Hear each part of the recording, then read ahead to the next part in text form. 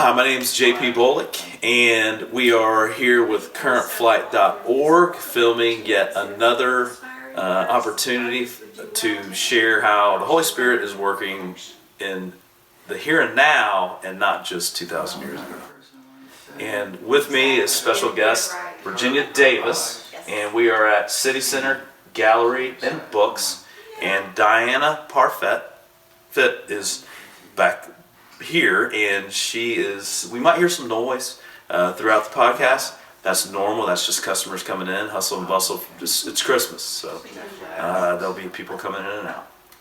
And so it's an honor to have you here to share, to share how God has worked in your life today.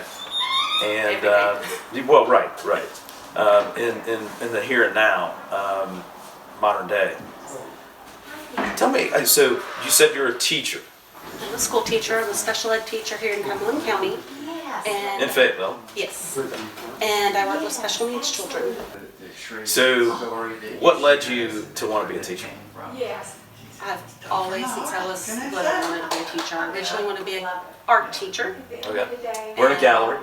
Yes. Because I liked making stuff with my hands. Okay. And then I got into college, and I couldn't College pass at UNC Greensboro. And I couldn't pass one of the classes to be a K-6 teacher. Okay. So I looked back and said, well, what can I do with the skills I have, and fell into place to get Human Development and Family Studies degree, which allowed me to be a birth through kindergarten teacher, which I was already knew I'd be good at, and I didn't want anything over kindergarten anyway. So I got that degree. And when did you first start in teaching? 2003. Okay, so you've been a teacher for over 20 years now. Yes. That's pretty And I've been a pre-K classroom teacher for 18 and a half years. And then I was a case manager writing IEPs for a few years. Case manager, what is that? They write the IEPs. What's AP? Individualized Education Plan. Oh, okay. And now I am an itinerant teacher, so I implement that individualized education plan. So all of those goals and services that those students need, I help implement them and get the kids up to where they need to be. And the students I serve are 3-year-olds, 4-year-olds, and 5-year-olds. It's a very active day. That is. I'm really fascinated because you just shared with me before we came on, you talked about you jumped out of a burning building. Kind of got the idea. I did. And that's kind of dramatic. How old were you? When was that? Was that? I was in college. Okay, so you were in college. Okay. Yeah. Where was your mom? At home. Here? At her house, yes. Okay. Got it. Was it a college dorm? Was it just an It was apartment some complex? apartments down the street from the college. Okay. So walking distance? Mm-hmm. Okay. I wouldn't walk it, but yes. All right. Tell me about like why or how you ended up picking the place, the apartment complex. And there's a miracle tied into this too. There is Multiple. lots of miracles happened from that experience. My roommates from the dorms decided we were going to get together and get an apartment. Okay. And we went and looked at it. We said we liked it, and then we took our parents to look at it. And my mom continuously kept saying, "I'm concerned about this apartment," because when she'd walk over to my window and she'd say, "That's a long way to jump." Oh. What floor was it? Third floor. Third floor. Okay, so it was up there. Okay. Yes. Good. Okay. And I said, "There's no way we'll ever have to jump out of that window. Oh, say that one more time. There's no way I will ever have to jump And you told your out mom of that window." Okay. As soon as we say that, we all know like there's no way I'll ever do this, and it's like that's gonna happen. Yes. What was your mom's response to that? She just was very unbelieving that we would not have to. She really felt like we would have to. And I kept She assuring felt her. like she was thinking that there's some reason. I mean, that's not something most people think about. I would think. No, You know. it's our intuition we get from God. Yeah. He gives us little inklings, and he sprinkles them here and there and guides us through them. And Donna is here, and so if we hear a voice, like if she is asked to kind of help us out a little bit with storytelling, you may hear a voice, and that's Donna's. Okay. So is there anything you want to add to this right now at this point? All right, perfect. All right, so you went and you checked this apartment, third floor. And there was the main exit. There were stairs in the front of the building, stairs in the back of the building, and I had participated in drafting classes for 3 years, so I knew exits and such for safety. And I said, I could get out this way, I can get out this way if there's... So as your mom's like saying, I don't like this place, you shouldn't be here. You're mapping out why it's okay. Yes. Okay. I'm coming from an education background, you know, in school 30, 40 years ago, all you learned was fire safety and drawing that map of how to get out of a building. Yep, I remember that. I mean, we don't teach it as well anymore, but All right, so you're there, you convinced your mom, we got everything's the gonna be apartment. okay. It was Okay. going well. The night before, it was Valentine's, and I was laying in my bed, and I said, God, I need you to use me. Wait, this is before anything happened. All right, you said a prayer. All right, you got to speak up on this. So I want everybody to hear the prayer. Because asking and reaching out is something that is everyone's gonna hear is a constant with a lot of the miracles and things and how the Holy Spirit gets involved is just by asking. So, all right, so what was the prayer? I said, God, could you please use me how you need me? I'm ready to be your servant. Please guide me, guide my hands, guide my feet. And I looked out my window and I said, I am never jumping out of that window. Yet again, this window comes back to play. And I went to sleep. I had grumbled at my roommates that we had to clean up that night before too, though. Like all the dishes and everything had to be perfect. That night. Yes. They didn't need to be perfect. And so what happened? I woke up in the middle of the night and I felt someone shaking my body. My door had been closed. When you say you felt somebody shaking your body, Physically. was that a person? No, so we're just Was there somebody there? bad things I for felt a firefighter shaking my body. Oh, wow. There was nobody physically in my room. This is just a joke. So, Yeah, I can see that's where my okay. mind That's how. That's how God works. Yeah. And my uncle, who had been a fire chief, had just passed away a few weeks before this. All right, now I've got every hair on my body, and I don't have a lot here, but I've got a lot of hair standing up. And I really do. So you felt a firefighter, and your uncle literally had just passed Just away. passed away. Did you feel your uncle's presence, or was it just you I felt? just felt safety present. Okay. And that everything was going to work out fine. And we got up and I left my room and went into the main area where everybody was, and my roommates had both come into that area. One of them decided to start phoning the 911. FYI, don't make any phone calls in a fire, in the building. Wait till you get out. Okay, right, makes sense. Make sure you get to safety first. But we woke up and went into the main area, and I'm getting the shakes. We saw a wall of fire across the door to the porch. And we had a chair in front of it and a plant that was alive. And we went to the main door to go out in the hallway, and I felt the door with the back of my hand like you're supposed to. And I shut the door after I looked out because it was pitch black. Subconsciously, I knew it was dark. There should be lights out there because it was nighttime. Shut the door, looked at my roommates, and one of my roommates was still on the phone with 911 trying to discuss how to get out of the building and find out if we were safe. And I finally took the phone from her and said, we're in the burning building. We are getting out. We will talk to y'all later. And I hung up her phone.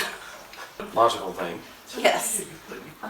And when we looked at one of the walls, the whole bottom, about this far down, about 3 feet, was just glowing red.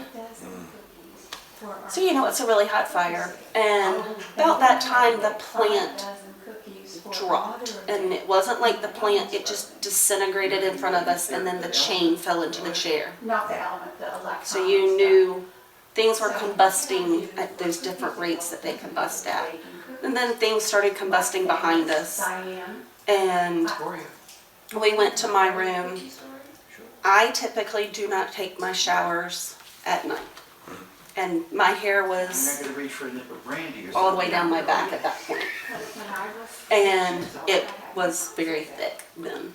So when I washed my hair, I had a separate towel just for my hair because it would get that thick. You don't have that problem. No, I don't. I guess a good thing. Well, We'd always been taught growing up to turn the water on and wet a towel and put it under the door. Well, that night I'd washed my hair, so I had a wet towel. We grabbed the wet towel, I turned the sink on, did leave the water on, and I shoved the wet towel under the door. We did shut the other doors that were conjoining rooms, and we left the water on, and we shut the doors, and then before we opened any windows. That way it wouldn't just pull the air through. And funny is when we were trying to open the window, one of my roommates could not figure out how to get the screen out. And I was sitting there trying to describe to them that you just pull the two little knobs at the bottom. And I said I wasn't paying for that screen if it was broken because I knew how to pull it out. So I was thinking very logically. And they ended up just kicking it out. okay. But lady, And phones were thrown out so that we could access them later, but we didn't get back to the phones. And we hung out of the window, and since I was already scared of heights, I said I was not going first. I ended up going second, and we turned around backwards and hung off and kicked off with our feet. My first roommate was caught. I was missed. My feet hit the ledge between the first and second floor where it goes from siding to bricks. And it shattered all the little bones across my feet, on both feet. And then I landed on my left shoulder and broke my left clavicle and 3 ribs. home bake. And I would not let them call my mom. They're like, you need to go, we need to call your mom, we need your phone number, we need your phone number. And I said, you cannot call my mom. My mom always had a rule, unless if you're bleeding, dead, or dying, do not call me if it's after 9 o'clock. I am 100% serious. I would not let them call her. One of the bystanders says, there's a drop of blood, can we call now? And I said, yep, there's blood, you can call my mama now. Wow. And I had been in a horrible, horrible relationship. So when my parents got the phone call, they did not believe it was the truth. And they started calling all these different agencies to find out if there was really a fire there, and find out it was. And they said that if you received a call from that fire, that they needed to get there as soon as possible. Time and have, or once, anything. That's a pretty in-depth story. I mean, like, you know, event that happened. Yes. Sale, not sale, but. I think your mom can just contain it. Yes. I can walk and I can dance now. Me, part of the. And I teach liturgical dance at my church. And I was also teaching liturgical dance and doing all the babysitting at the church in Greensboro during that time, prior to the fire. So I had that support network. The world was in. I was in a motorcycle accident, Well, if you come over to my and house, yeah, I can. I refused to accept my calling into ministry. It was great. And I'm not saying that God had this happen, but I'm glad it happened. I broke my neck. I broke my ankle, and compound fracture bone was out on both bones. And I play competitive pickleball now. Don't make fun, but I do, and I'm able to keep in shape, and I lift and work out. So like, it's a big deal because when you're going through trauma of like broken bones and everything else, you don't know Correct. if you're going to be able to dance or if you're going to be able to play sports or anything else. So I can definitely empathize. Not sympathize, but empathize. Yes. Go through that. So how burnt was the apartment complex? Everything was gone. The whole The whole building. Whole building. 4 people died. Oh my gosh. And they lived directly across the hall from me. the portfolio. What was that? What is the portfolio? It's all of the classes that you've taken in your college career And you need compiled that. in one thing, in one big book, Yeah. and you need it to apply for a job, to be a teacher. Okay. And I was in my last portion of school. So to try to recreate that, or try to that's very, very. It would have meant a whole lot more schooling to recreate it. Oh wow. All right. So this portfolio was a pretty big deal. Tell me about the journey to finding your portfolio. We were heading back home for the weekend, and I kept asking my mom to stop by the fire location, and she knew that the building had already been torn down and it was in just piles. And I said, I think I know where it is. I'm pretty sure I do. We need to stop before we go home. I was very adamant. And she kept kind of discouraging a little, but I kept insisting. And we get there, and there's the bulldozer and his little claw, big claw actually. And Mom got his attention and got him to come over. And we told him what we needed. And where I said to point, I pointed to where they needed to scoop. And they scooped the pile of stuff, because I knew that was my stuff in my closet. I recognized some clothing that was laying there. And he lifted it up, and out of the bottom, my teaching portfolio fell out. My Bible was recovered, my jewelry was recovered, my special jewelry, my cross from my grandmother, my earrings from my 16th birthday from my grandmother, my teaching portfolio, and my Bible. So the important things just somehow managed to. Yeah, that's pretty special. And the Bible only had tinge marks around the edges. Yeah, it seems like there's so many stories like that when it comes to Bibles and things. Tell me the prayer again before this happened. I just prayed that God would use me however He needed me. All right. Why I think that's important is, and it's important for people to hear, just in general, is a lot of times people think, well, when I dedicate my life to God, it's going to be easy. I mean, when we make that decision, it's just going to be smooth sailing from there on.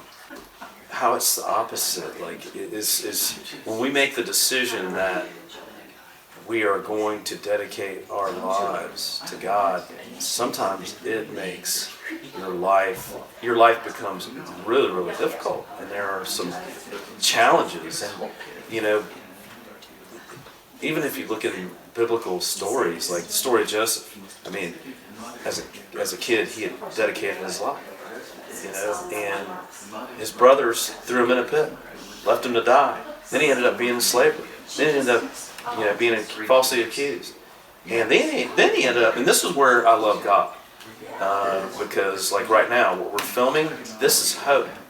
Because somebody's gone through a fire, somebody's lost somebody, somebody's had difficulties that they've had to deal with, and by us sharing our stories, it helps somebody else understand that just because we dedicate our lives doesn't mean that things are going to be rosy and special.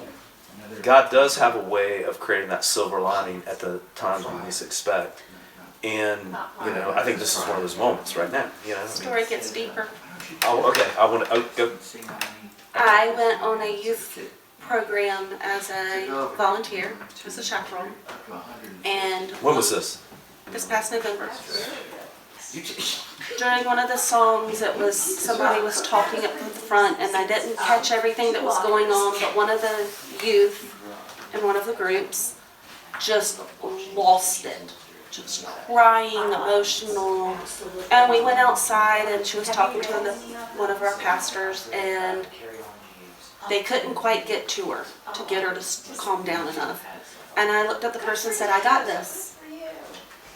And I went and talked to her, got her calm.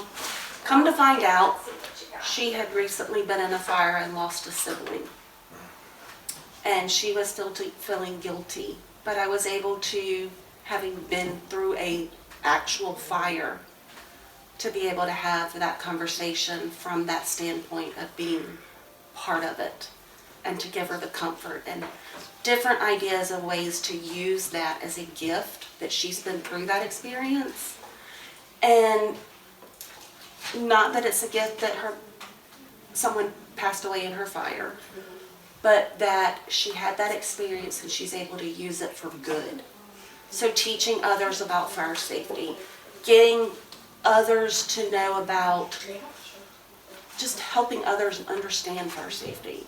And that's probably part of her role. And she had already worked really hard to get her county to teach fire safety again, and because that county had quit. And now their county is doing it again. Yeah, so that's another layer that is proof positive of what we were just talking about. Because she lived upstairs in our house, and one of our rules was every night I would say, remember, if there's a fire, you can always go out a window. Remember to put your towel under your door to buy you that minute. And the fireman said the girls should not have been alive, being able to describe the items that were combusting around them. They are miracles. They were They just kept walking walking up up. to us, touching us, saying, y'all shouldn't be here. It's a God moment. Yeah. But to be able to use my experience to comfort someone else and to give them hope also was really reassuring. Yeah, and that's what we're doing. That's why we're doing what we're doing. That's why we're doing currentflight.org. Okay. Tell them about how it worked just recently with your car keys. How God still answers those prayers. He does answer prayers. So I had a minivan, loved my little red minivan, and it was traded in, and I got a new one. I wasn't quite sure. Was it a red minivan? No, it was blue. And I had prayed and I said, God, I really need some reassurance that this is the right vehicle for me, because this is a lot of money and I don't see anywhere in my budget where this makes sense. This is complete faith. I can't make more money as a school teacher. It just doesn't come any, no extra funds. And I was stopped at my regular stop in the morning to get my salad for lunch, and a lady stopped me and she said, my kids think that's our van. And I said, okay. And I got back in my car and I was getting ready to leave. I said, so if this is your van, where did you sell it? And they told me. I said, well, that's where I got it from. Do you happen to have the spare key? Because they only sold it with one key. And she said, actually, I think I came across that last night, which was the same time I did my prayer. And she said, let me make a call and I will text you if I can find it. She met me after work that same day and gave me the second set of keys to the minivan for free. God answered that prayer too. He reassured me that was the right vehicle for me and my family. That's crazy. And that was within how soon after you said a prayer? The next day? The next day. Yeah. Yeah, prayers work. They do. They don't always get answered the next day like that. No. A But- lot of times there's a lot of waiting Yeah, and preparing. Yeah, mine, I guess I needed a lot of preparing. Her one comment to me at the time was, never pray for God to use you if you're not ready to do whatever He asks. Well, and maybe I have to go through some difficulties too, because I kind of was on that path as well. And just because you get a tap doesn't mean life's going to get easy. A lot of times it gets harder, just so we can share the difficulties to help others that are going through difficulties. So, yeah.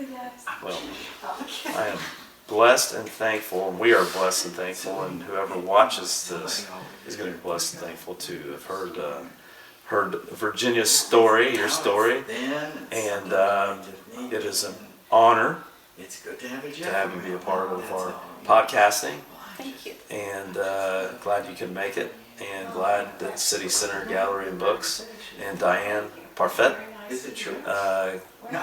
could give us this opportunity and this place to share how God's working today in the here and now. All right. Thank Well, you. currentflight.org appreciates you being a part of our of God's ministry, and thank you. Thank you for having me. Make this one casserole at Thanksgiving. Thank you for joining Current Flight for this podcast. Please go to currentflight.org for more exciting podcasts.